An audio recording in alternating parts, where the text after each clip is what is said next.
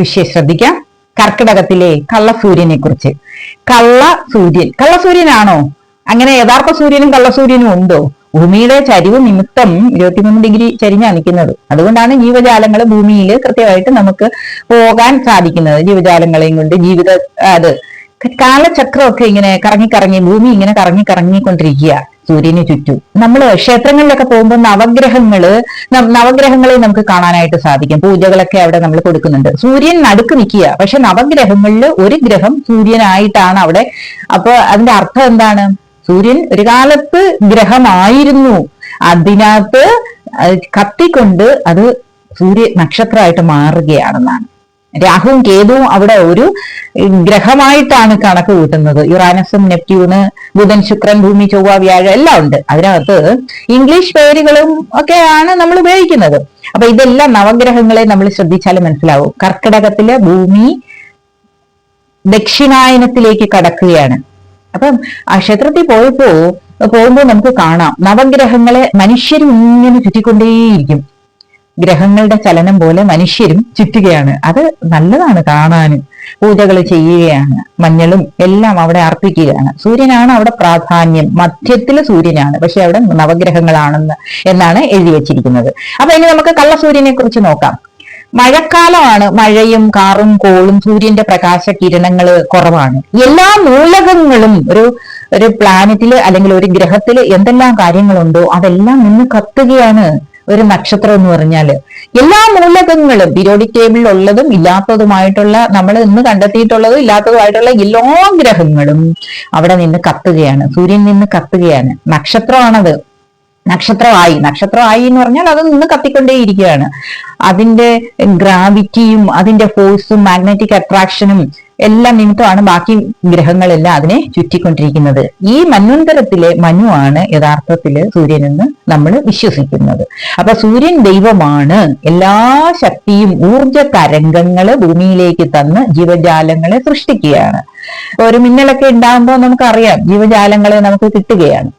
മിന്നലടിച്ചാണ് പലപ്പോഴും ഭൂമിയിലേക്ക് ആ ഊർജ പ്രവാഹം അന്തരീക്ഷത്തിൽ നിന്നുള്ളത് നമുക്ക് നേടിത്തരുന്നത്. ഇനി കർക്കിടകത്തിലെ രാമനാമ ജപം എന്താണ്? ഇതിനകത്ത് എന്തെങ്കിലും ശാസ്ത്രീയതയുണ്ടോ? നമ്മൾ അന്വേഷിച്ച് നടക്കണം. എന്ത് ശാസ്ത്രീയ വശമാണ് രാമനാമം ജപിക്കുന്നത് കൊണ്ട്? നമ്മളുടെ വിചാരം എന്താ? വായില് നാക്കിൽ കൂടിയൊക്കെ ശബ്ദം ഇങ്ങനെ പുറത്തു വരുന്ന. പക്ഷെ അതല്ല അതിന്റെ യഥാർത്ഥ സത്യം. പൊക്കിളിന്റെ ചുറ്റുമാണ് ശബ്ദങ്ങളുടെ കേന്ദ്രം എന്ന് പറയുന്നത്. ശബ്ദം അവിടെ ഉത്ഭവിച്ച് പുറത്തേക്ക് വരണം. അപ്പൊ നമുക്ക് ഹൃദയത്തിൽ കൂടി, ലങ്സിൽ കൂടി, തൊണ്ടയിൽ കൂടി, വായിൽ കൂടി, നാക്കിൽ കൂടി ശബ്ദം പുറത്തു വരണം.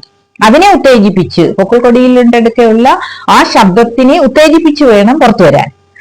എത്രയോ പ്രാവശ്യം ശബ്ദം നഷ്ടപ്പെട്ട ഒരുപാട് ആളുകൾക്ക് ഗുരുവായൂരും ശബരിമലയിലും ഒക്കെ ചെന്നിരുന്ന് നാമം ജപിച്ച് അവിടുത്തെ ശ്ലോകങ്ങളൊക്കെ കേട്ട്, സംഗീതമൊക്കെ കേട്ട്, അവിടുത്തെ പ്രസാദമൊക്കെ കഴിച്ച് ഒരുപാട് പേർക്ക് ഈ ശബ്ദം കിട്ടിയതായിട്ട് നമ്മൾ മുമ്പിൽ കാണുകയാണ്, നമ്മൾ അറിയുകയാണ്. ഒരുപാട് പേർക്ക് അങ്ങനെ കിട്ടിയിട്ടുണ്ട്.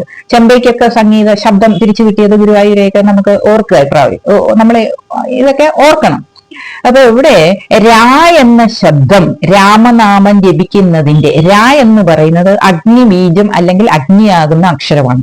ഓരോ അക്ഷരത്തിനും നമ്മൾ ഉച്ചരിക്കുമ്പോൾ ഒരു രൂപമുണ്ട്, ശബ്ദത്തിനൊരു രൂപമുണ്ട്. രാ എന്ന് പറയുന്ന അഗ്നിബീജം, അഗ്നി അക്ഷരം പൊക്കിൾ കൊടിയിൽ കൂടി കടന്ന് ശ്വാസകോശത്തിൽ കൂടി കടന്ന് പ്രാണനെ നമ്മൾ ഫ്രിക്ഷനിൽ കൂടി നമ്മൾ കടത്തി പ്രാണനെ ഓടിക്കുകയാണ് ശരീരത്തിന്റെ എല്ലാ ഭാഗത്തേക്കും. അപ്പൊ മാ എന്ന് ഉച്ചരിക്കുമ്പോൾ നമ്മൾ ചുണ്ടുകൾ കൂട്ടി ആ പ്രാണനെ അകത്തിട്ട് വെക്കുകയാണ്, പുറത്തേക്ക് ആക്കാതെ നമ്മൾ അതിനകത്തിട്ട് ഓടിക്കുകയാണ്. രാമനാമം, രാ ഫ്രിക്ഷനിൽ കൂടി, മാ അവിടെ ശാന്തത കൈവരിപ്പിക്കുകയാണ്, എല്ലായിടവും കടത്തി വിടുകയാണ്.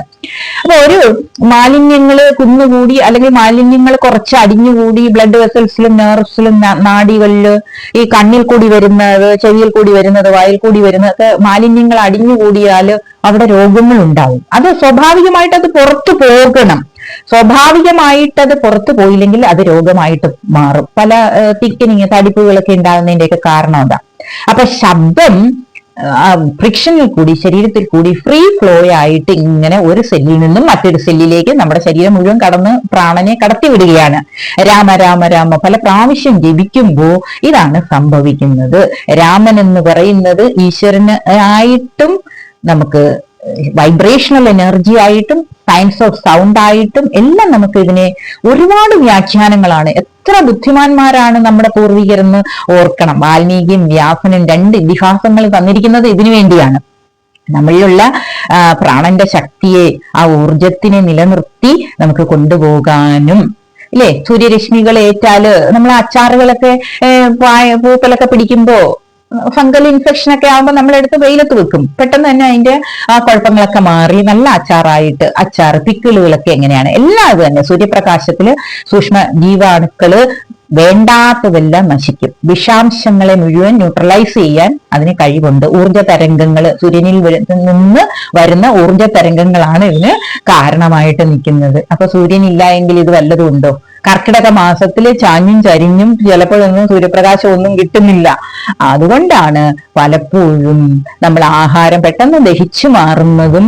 മുരിങ്ങയില കഴിക്കണ്ട എന്നൊക്കെ പറയുന്നതിന്, മുരിങ്ങയിലയിലൊക്കെ പല കീടങ്ങളും ഒക്കെ ആക്രമിക്കും ചില സസ്യങ്ങളിൽ. അപ്പൊ കൃഷി കുറവാ കർക്കിടകത്തില്. അപ്പൊ ഇലയൊക്കെ ആക്രമിക്കുമ്പോൾ അത് പല രീതിയിലുള്ള വിഷാംശങ്ങൾ പുറപ്പെടുവിക്കും. അത് നമ്മുടെ ശരീരത്തിൽ കിട്ടാതിരിക്കുന്നതിന് വേണ്ടിയാണ്. എന്നാൽ താള്, തകര, തഴുതാമ നമുക്ക് കർക്കിടക മാസത്തിൽ കഴിക്കാം. തകര കഴിക്കാം.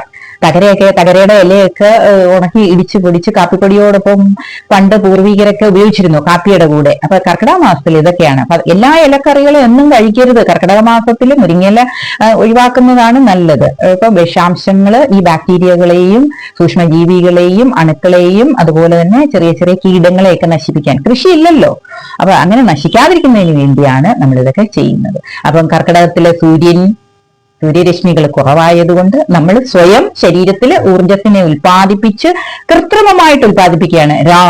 രാ എന്ന് പറയുന്ന ഫ്രിക്ഷനിൽ കൂടി കടന്നാണ് ആ ശബ്ദം. അപ്പൊ ഊർജം ഉൽപ്പാദിപ്പിക്കുകയാണ്. രാ എന്ന ശബ്ദം, മാ എന്ന ശബ്ദം അതിനകത്ത് തന്നെ അതിനെ ആക്കി അത് ശാന്തതയിലേക്ക് കൈവരിക്കുകയാണ്. അതാണ് രാമനാമ ശബ്ദം. ശരീരത്തിനൊരു താളാത്മകമായിട്ട് രോഗികളുടെയൊക്കെ ഓപ്പറേഷനൊക്കെ കഴിഞ്ഞിട്ട് ബ്രെയിന്റെയും ഹാർട്ടിന്റെയൊക്കെ സർജറി ഒക്കെ കഴിഞ്ഞിട്ട് പലർക്കും വൈബ്രേഷണൽ എനർജി കൊടുക്കുന്നത് ഈ സംഗീതം കേൾപ്പിച്ചാണ്. പല വിദേശ രാജ്യങ്ങളിലും സൂര്യന്റെ ചൂട് കുറവാണ്. പക്ഷെ അവിടുത്തെ ഭൂമി എന്ന് പറയുന്നത് കോപ്പർ, അയണൊക്കെ കൂടുതൽ അടങ്ങിയിട്ടുണ്ട്. അപ്പൊ അങ്ങനെയുള്ള മൂലകങ്ങള് അല്ലെങ്കിൽ എലിമെന്റ്സ് ഭൂമിയിൽ കൂടുതൽ ഉണ്ടെങ്കിൽ സൂര്യന്റെ ഊർജം കുറച്ച് കിട്ടിയാലും കുഴപ്പമില്ല. തമിഴ്നാട്ടിലൊക്കെ നല്ല ചൂടാ, അവിടെ ജനസംഖ്യയും കൂടുതലാ, നല്ല ഊർജവുമാ. നമ്മുടെ ബ്രെയിൻ ആക്റ്റീവ് ആകുന്നതിനും എല്ലാം നമ്മുടെ ശരീരം നേരെയാക്കുന്നതിന് വേണ്ടി എല്ലാ വിറ്റാമിനുകളുടെയും ഉറവിടമാണ് സൂര്യൻ എന്ന് പറയുന്നത്. തമിഴ്നാട്ടിൽ സൂര്യൻ കൂടുതലാ. അപ്പം ഒരുപാട് ബുദ്ധിമാന്മാര് തമിഴ്നാട്ടിലുണ്ട്. അത് നമ്മൾ ആലോചിക്കണം. സൗത്ത് ഇന്ത്യയിൽ നല്ലപോലെ സൂര്യപ്രകാശം കിട്ടും. അതുപോലെ തന്നെ ഇന്ത്യ ഒട്ടാകെ സൂര്യപ്രകാശം നന്നായിട്ട് കിട്ടുന്നതാ. അതുകൊണ്ടാണ് ജീവന്റെ ആരംഭവും.